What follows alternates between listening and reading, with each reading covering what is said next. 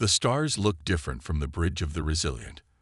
Admiral James Walker stood with his hands clasped behind his back, watching the endless field of stars through the reinforced viewport. 10 years ago, he would have been standing on an ocean vessel back on Earth.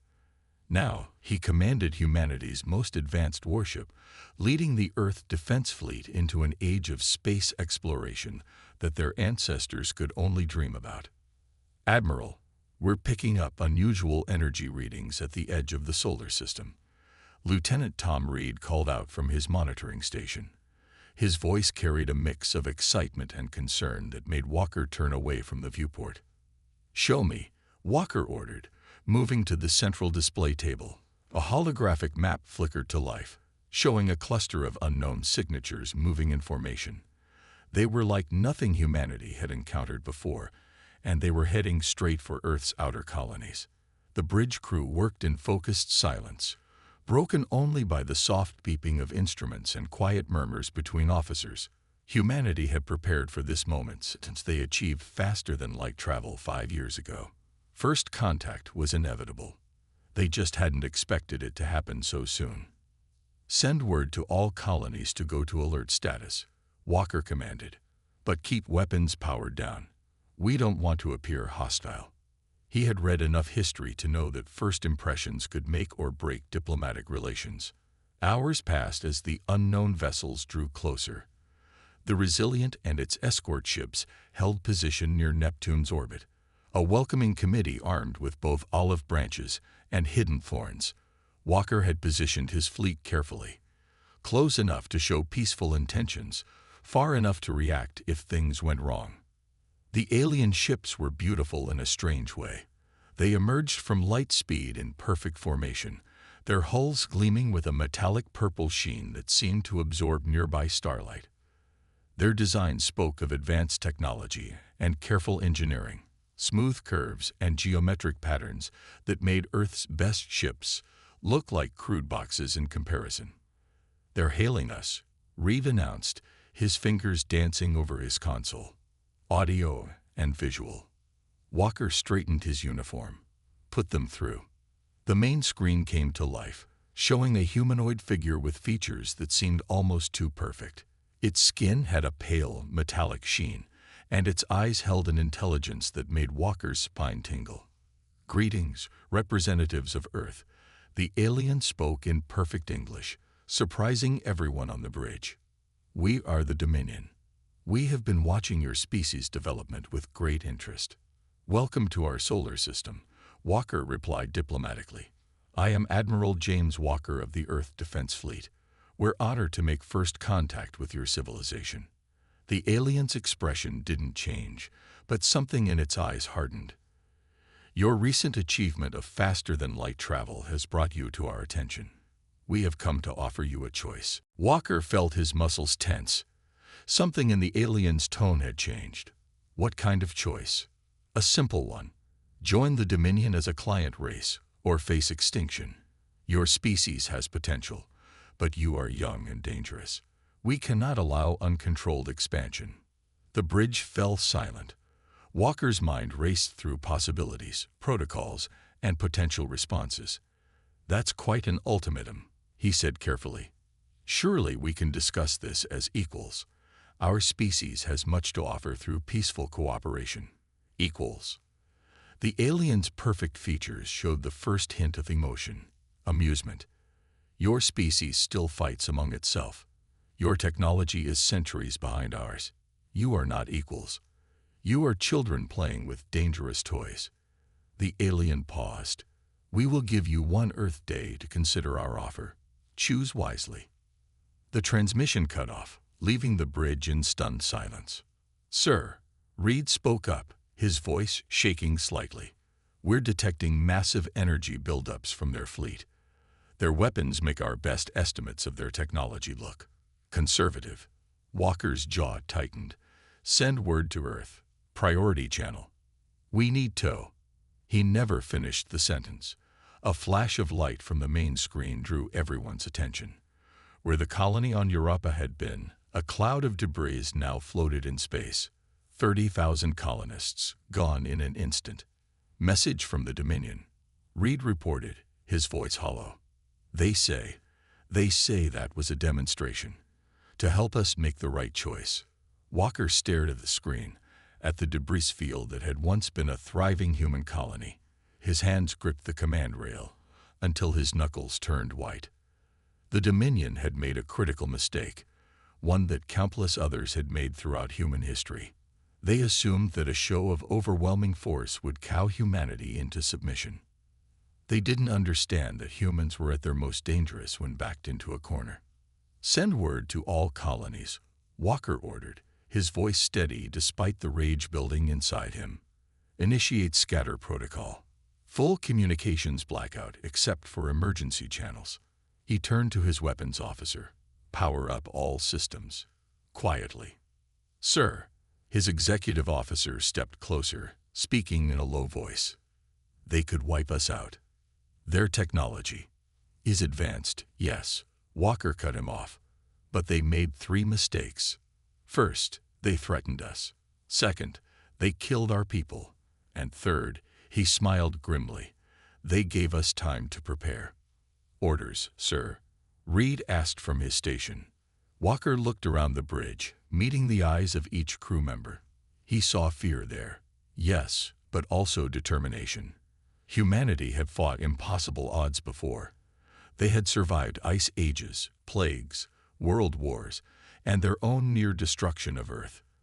They had clawed their way to the stars through sheer determination and grit.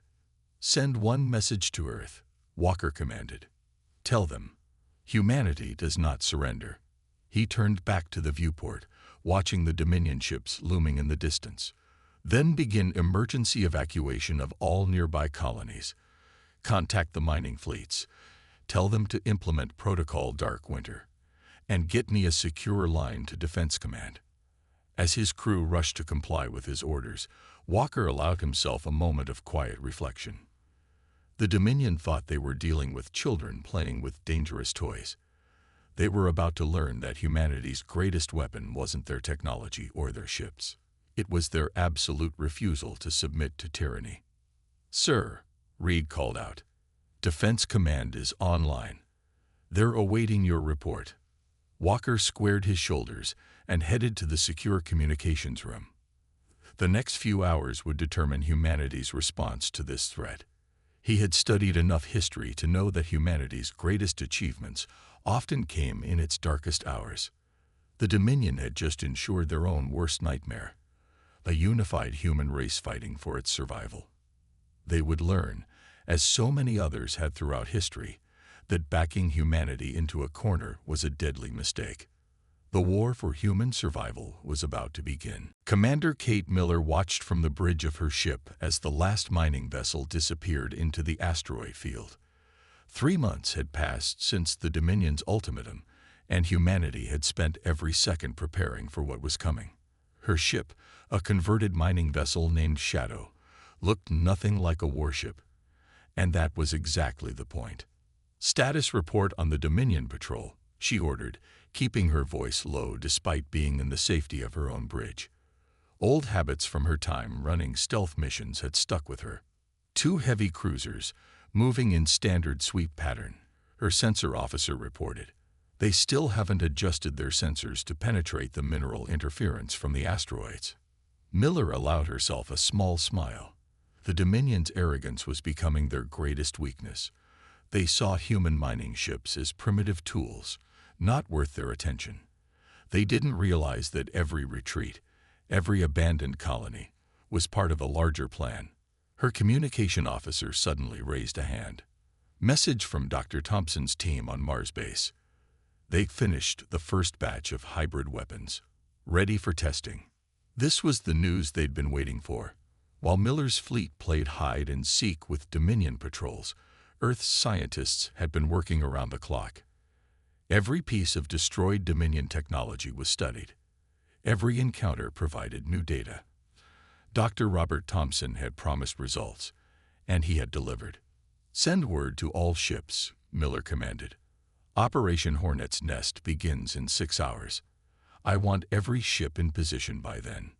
The bridge crew moved with quiet efficiency, sending coded messages to the fleet hidden throughout the asteroid field.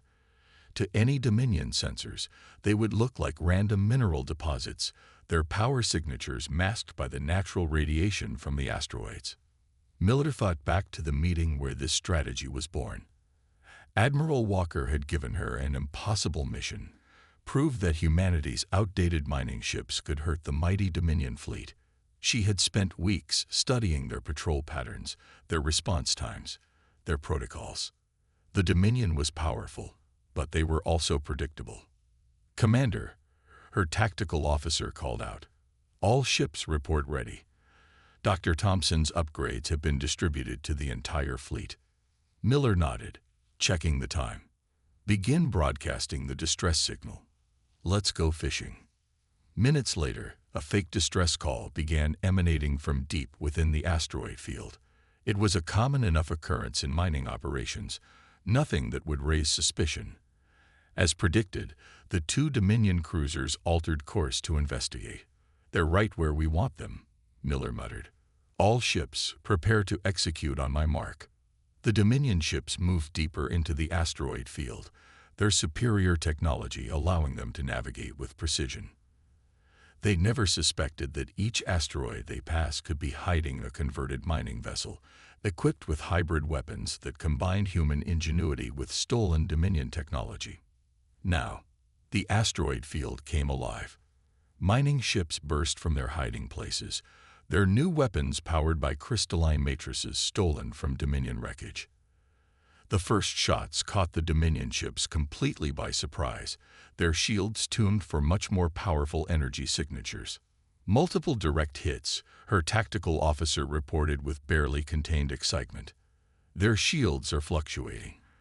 They can't adapt to the frequency shifts." Miller leaned forward in her chair. Dr. Thompson's hybrid weapons were working exactly as planned.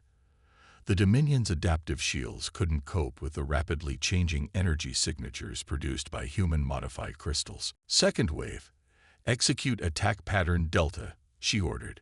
More ships emerged from hiding, striking from new angles. The Dominion cruisers tried to return fire, but their weapons were designed for ship-to-ship combat in open space. In the tight confines of the asteroid field, the more maneuverable mining ships had the advantage. One of the Dominion cruisers suddenly went dark, its main power core destabilized by the attack. The second tried to retreat, but found its path blocked by a cluster of mining ships that had circled behind during the chaos. "Message from the remaining cruiser," her communications officer announced. They're surrendering." A cheer went up from the bridge crew, but Miller quickly restored order. "Secure that ship. I want every piece of technology intact for Dr. Thompson's team." She allowed herself a small smile. "And send word to Admiral Walker. Tell him the Hornets can definitely sting." The victory was small in the grand scheme of things, but it proved what humanity had hoped. The Dominion could be hurt. Their technology could be turned against them. Their arrogance could be used to trap them. Back on Mars, Dr. Thompson received the battle data with growing excitement. Each encounter with Dominion technology gave him new insights, new possibilities to explore. His team worked tirelessly, combining human creativity with alien advancement. "Look at this," he told his assistant, pointing to a scan of the Dominion shield frequencies. "They designed their systems to handle massive energy attacks.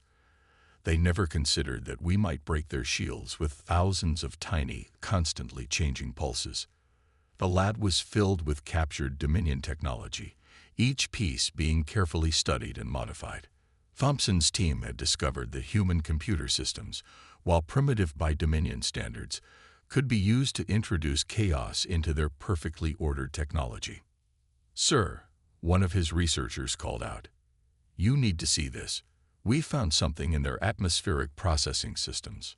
Thompson hurried over, and his eyes widened as he studied the data. The Dominion ships were designed to operate in the vacuum of space. Their atmospheric systems were efficient but inflexible, a weakness they could exploit. He immediately sent a message to Commander Miller and Admiral Walker. The next phase of humanity's resistance could begin. The Dominion thought they had cornered a primitive species. Instead, they had awakened humanity's greatest strength, the ability to adapt, to improvise, and to turn an enemy's strength into a weakness. As news of the victory spread through hidden human colonies, hope began to replace fear. The Dominion was not invincible. Their perfect technology could be beaten by human ingenuity. Their rigid tactics could be countered by unconventional thinking. The war was far from over, but humanity had found its path to victory. Not through superior technology or overwhelming force, but through the qualities that had allowed them to survive countless challenges throughout their history: creativity, adaptability, and the unflinching courage to fight back against impossible odds. Miller looked out at the captured Dominion cruiser, now surrounded by her fleet of modified mining ships. "Send word to all colonies," she ordered. "The resistance is ready to strike. It's time to show the Dominion what happens when they threaten humanity's survival." Dr. Thompson stared at the holographic display with tired but excited eyes. After weeks of studying the captured Dominion ships, his team had made a breakthrough that could change everything. The massive research facility beneath the Martian surface hummed with activity as scientists and engineers worked to turn their discovery into a weapon. "Show me the simulation again," he told his assistant. The hologram flickered, showing the Dominion warship encountering a sudden atmospheric change. The ship's systems tried to adapt but failed, its perfect engineering becoming its downfall. "Project Thunderstorm is ready for testing," his assistant reported. "Commander Miller's fleet is in position near Jupiter's rings." Thompson nodded, remembering how they had stumbled upon this weakness. The Dominion ships were masterpieces of engineering, but they were built for the unchanging vacuum of space. They had never needed to adapt to rapid environmental changes. Humanity's centuries of building machines to withstand Earth's chaotic weather had given them an unexpected advantage. High above Jupiter, Commander Miller waited aboard the Shadow. Her fleet of modified mining ships had grown larger after their first victory. Each vessel now carried both hybrid weapons and the new atmospheric generators developed by Thompson's team. "Dominion fleet detected," her sensor officer reported. "5 heavy cruisers and 1 command ship. They're pursuing our decoy vessels exactly as planned." Miller smiled grimly. The Dominion still hadn't learned. They saw patterns and order everywhere, never suspecting that the chaos they observed in human tactics was intentional. "Begin Operation Thunderstorm." All ships moved to attack positions. The battle began like many others. Human ships darted between Jupiter's rings, using the ice and debris for cover. The Dominion fleet followed their standard attack pattern, trying to force the human ships into open space where their superior weapons would have the advantage. Then everything changed. "Activating atmospheric generators," Miller ordered. Dozens of devices came to life, creating bubbles of artificially generated atmosphere throughout the battlefield. The Dominion ships suddenly found themselves moving through patches of space with wildly different pressures, temperatures, and compositions. "Their shields are failing," the tactical officer reported with excitement. "They can't compensate for the rapid environmental changes." The mighty Dominion ships began to falter. Their perfect systems, designed for the predictable vacuum of space, couldn't handle the chaos of constantly changing atmospheres. Warning lights flashed across their hulls as their crews struggled to adapt. "Second phase, begin now," Miller commanded. Her fleet emerged from hiding, their hybrid weapons striking the weakened Dominion ships from all directions. The massive alien vessels, their defenses compromised by the atmospheric assault, began taking heavy damage. The Dominion command ship tried to coordinate a response, but their rigid tactical doctrine fell apart in the face of an enemy that they couldn't predict. Human ships seemed to appear from nowhere, strike, and vanish back into the artificial atmospheric storms that now filled the space around Jupiter. "Multiple Dominion ships showing critical damage," the sensor officer reported.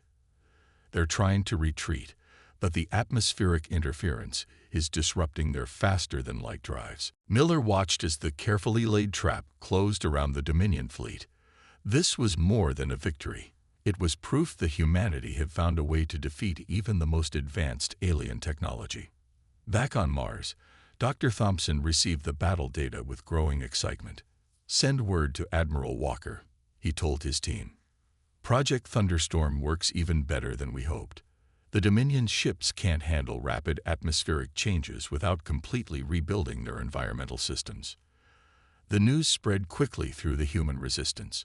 For the first time since the war began, humanity had won a major battle against the Dominion's main fleet.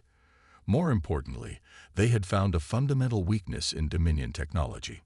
Admiral Walker stood on the bridge of the Resilient, reading the reports from Miller's victory. "Send the signal," he ordered.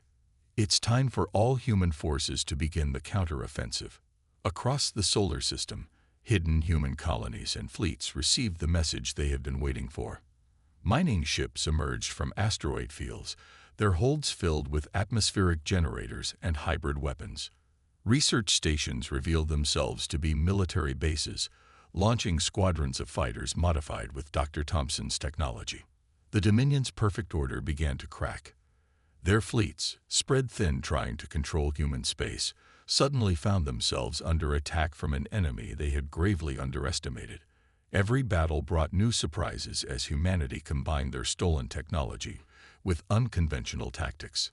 "Sir," Walker's communications officer called out, "we're receiving messages from other alien species. They've been watching our fights against the Dominion. Some are offering covert support." Walker allowed himself a small smile.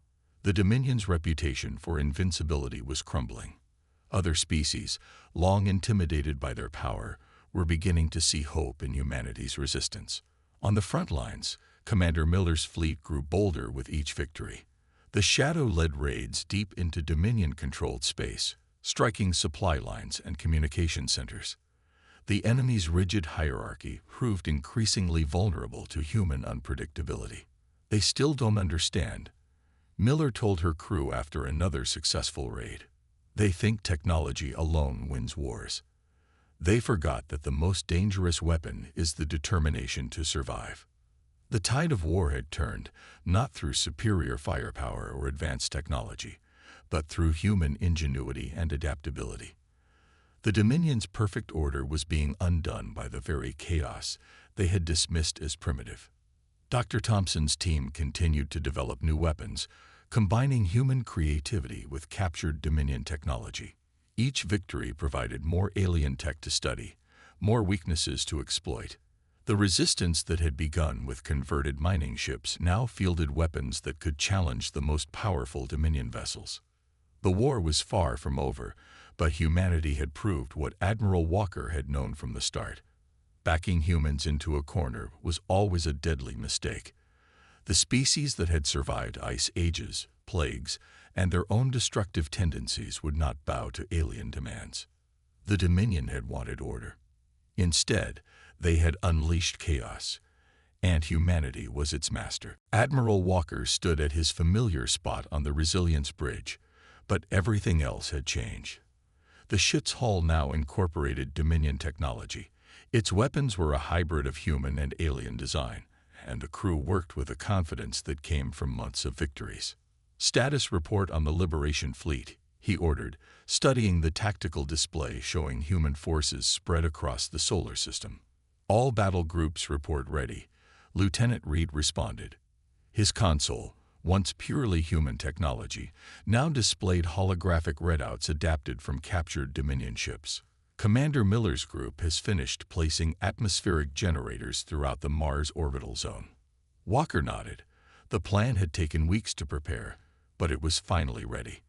After pushing the Dominion back from Earth's outer colonies, it was time to retake Mars. The Red Planet had fallen early in the war, becoming the enemy's main base in the solar system. "Signal all ships," Walker commanded. "Operation Homecoming begins now." Across the solar system, human fleets began to move. What once would have been a suicidal frontal assault was now a carefully coordinated dance of ships and weapons. Commander Miller's forces struck first, activating hundreds of hidden atmospheric generators around Mars. The Dominion fleet guarding the planet suddenly found itself caught in a web of conflicting atmospheric conditions. Their ships, still vulnerable to rapid environmental changes despite months of attempts to adapt, began to struggle. Enemy shields failing across their defensive line, Reed reported. Their command and control systems are in chaos. Walker allowed himself a small smile. The Dominion's greatest strength, their perfect coordination and advanced technology, had become their weakness. They couldn't handle the unpredictable conditions that humans had learned to master over centuries on Earth. Launch the main attack. All ships engage at will. The space around Mars erupted in battle. Human ships, many still bearing the marks of their mining vessel origins, struck from multiple directions. They carried weapons that Dr. Thompson's team had created by combining Earth's weather control technology with Dominion power systems. From his laboratory on Earth, Thompson watched the battle data flow in. Their ships are trying to adapt, he reported to Walker over the command channel. But they can't handle the speed of our atmospheric changes. Each time they adjust to one condition, we hit them with something new. The Dominion fleet attempted to mount a defense, but their rigid tactics failed against human unpredictability. Ships that had once seemed invincible now fell to weapons born from the very technology they had used to threaten Earth. Commander Miller's forces have broken through their outer defense line, Reed announced. She reports multiple Dominion ships attempting to surrender. Walker nodded. Accept their surrender, but keep them contained. Focus on the ships still fighting. The battle for Mars turned into a demonstration of everything humanity had learned. Mining ships darted between larger vessels, their enhanced engines letting them maneuver in ways the Dominion had never considered possible. Hybrid weapons fired through artificial atmospheric distortions, their energy signatures constantly shifting to prevent adaptation. Sir, Reed called out, excitement in his voice. We're detecting massive enemy fleet movements. The Dominion is pulling forces from their outer territories to reinforce Mars. This was exactly what Walker had hoped for. Signal the alien allies. Tell them it's time. Across Dominion space, other species who had secretly supported humanity's resistance sprang into action. As the Dominion moved ships to defend Mars, their other territories erupted in rebellion. Species that had lived under their control for centuries saw their chance for freedom. Multiple reports coming in, Reed reported. Uprising on 3 Dominion core worlds. Their supply lines are under attack from at least 5 different species. Their command structure is breaking down. Walker watched as the mighty Dominion war machine began to crack. They had built their empire on the assumption that superior technology and perfect order would always prevail. They had never prepared for an enemy that could turn chaos itself into a weapon. Sir, Commander Miller is reporting that the main Dominion base on Mars has raised surrender signals, Reed announced. Their remaining ships are powering down weapons. The bridge crew cheered, but Walker quickly restored order. Secure all surrender signals. Begin landing ground forces to retake the surface installations. He paused. And send word to Earth. Tell them Mars is ours again. The news spread quickly through human space. The liberation of Mars wasn't just a military victory. It was proof that humanity could defeat the galaxy's most powerful empire. Ships that had hidden in asteroid fields now moved openly through space. Colonies emerged from their hiding places, ready to rebuild. Commander Miller walked through the captured Dominion base on Mars, studying their technology with new eyes. They built everything to be perfect, she told her team. They never understood that imperfection can be a strength. Dr. Thompson's analysis teams moved through the base, gathering data that would help in the battles to come. Their whole society is built on the same principles as their technology, he reported to Walker. Perfect order, no room for adaptation or creativity. They literally cannot understand how we keep defeating their superior systems. The victory at Mars marked a turning point in the war. Other species, seeing the Dominion's vulnerability, began openly supporting humanity. Technology and intelligence flowed to Earth from civilizations that had secretly watched and waited. Walker received their representatives aboard the Resilient, each bringing stories of their own struggles against Dominion control. We never imagined that such a young species could show us the way, one of them admitted. Your ability to turn apparent weakness into strength. It changes everything. As his ship orbited above the newly liberated Mars, Walker thought about how far humanity had come. From facing extinction to breaking the power of an interstellar empire, all because they refused to submit to tyranny. "Sir," Reed interrupted his thoughts. "New intelligence from our allies. The Dominion is pulling back to their core systems. They're abandoning their outer territories." Walker nodded.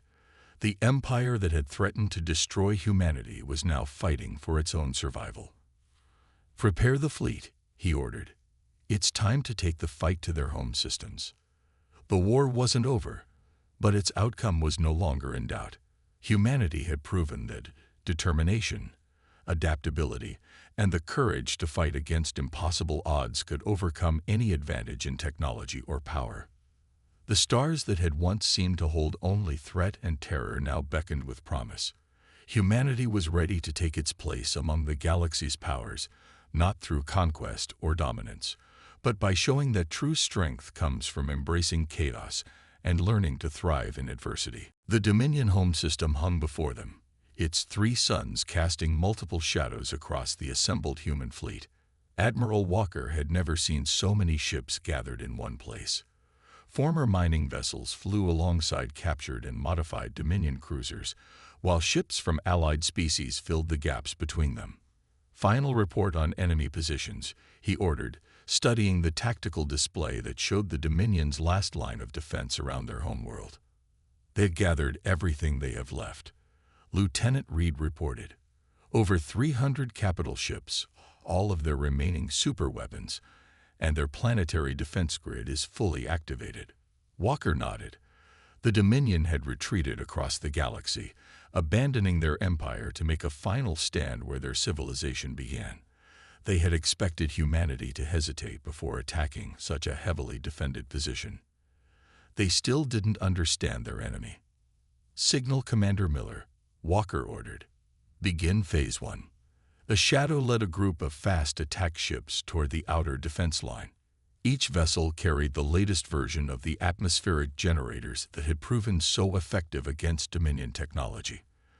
But this time, they had something new. "Dr. Thompson's upgrades are ready," Miller reported from her bridge. "The atmospheric disruption field will be 10 times stronger than anything we've used before." The Dominion fleet moved to intercept them, their formation perfect as always. They still fought according to their ancient battle doctrines, unable to adapt even after countless defeats. "Activate the field generators," Miller commanded. "Full power." Space itself seemed to twist as thousands of atmospheric generators activated simultaneously.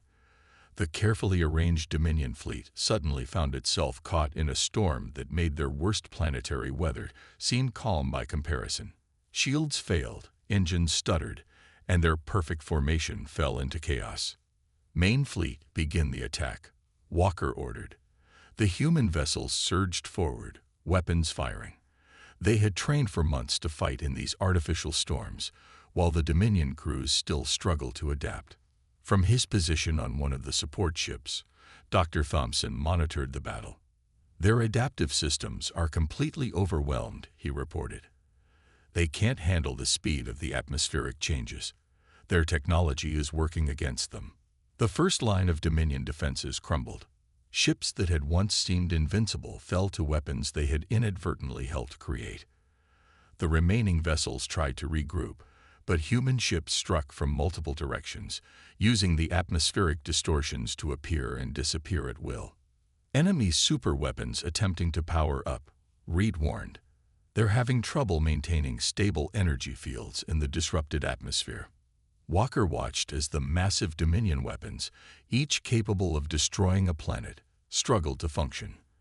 Their perfect engineering required perfect conditions, conditions that no longer existed. "Sir," Reed called out suddenly, "we're receiving a transmission from the Dominion capital. Their high command. They're requesting to speak with you." The bridge fell silent. Walker straightened his uniform, put them through. The same perfect face that had threatened Earth months ago appeared on the screen, but now its features showed strain and confusion. "How?"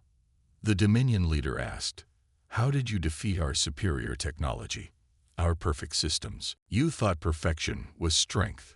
Walker replied calmly, "But perfection is fragile. Humanity learned to be strong by adapting to chaos, by embracing imperfection and learning from it. Your technology can only function in perfect conditions. Ours thrives in chaos." The Dominion leader was silent for a long moment. "And now you will destroy us, as we threatened to destroy you." "No," Walker said firmly. "Humanity fights to survive, not to conquer. Surrender, and we'll help you learn to adapt. Your empire is gone, but your civilization doesn't have to end." Around them, the battle had stalled as both sides waited for the outcome of this conversation. Commander Miller's ships held position within the atmospheric storm, while Thompson's sensors showed the Dominion's weapons powering down. "You would show mercy?" the Dominion leader asked. "Even after what we did to your colonies?" "Mercy isn't weakness," Walker responded. "It's another kind of strength, one your perfect society never understood. Surrender and see how much stronger you can become by learning to adapt." The signal cut off. For several tense minutes, nothing happened. Then, one by one, the remaining Dominion ships began powering down their weapons. The planetary defense grid went dark. The war was over. As the news spread through the fleet, Walker thought about everything humanity had achieved. They had not only survived, but had freed countless species from Dominion control. Their victory had come not from matching the enemy's strength, but from turning their own weakness into an advantage. "Sir," Reed spoke up. "Messages coming in from across the galaxy. The other species, they're requesting to form an alliance with Earth. They want to learn from us." Walker smiled. Humanity had entered the galactic stage as a primitive species facing extinction. They would help build its future as teachers, showing others that true strength comes from adapting to change, not hiding from it. Commander Miller's voice came over the command channel. "Orders, sir. What do we do now?" Now, Walker looked out at the Dominion homeworld, where ships from a dozen species were gathering. "Now we do what humanity does best. We adapt. We learn. We help others grow stronger." In the months that followed, the galaxy changed. The Dominion's rigid empire was replaced by a loose alliance of species, each learning from the others. Their perfect technology was modified, improved by the chaos and creativity that they had once despised. Dr. Thompson worked with scientists from multiple species, showing them how to combine different technologies in ways no one had imagined before. Commander Miller trained fleet commanders from former Dominion worlds, teaching them to think creatively and adapt to changing situations. And Admiral Walker watched as humanity took its place among the stars, not as conquerors or subjects, but as teachers and allies. They had faced extinction and emerged stronger, proving that the most powerful force in the universe wasn't perfect technology or unbeatable weapons. It was the simple, human ability to look at impossible odds, smile, and find a way to win anyway. The stars look different now, Walker told his crew as they prepared to return to Earth. Not because they've changed, but because we have. We went to war to survive. We won because we remembered who we are. The Resilient turned toward home, leading a fleet that now included ships from dozens of species. Humanity had gone to war, and no one had been safe, not from the changes they would bring to the galaxy.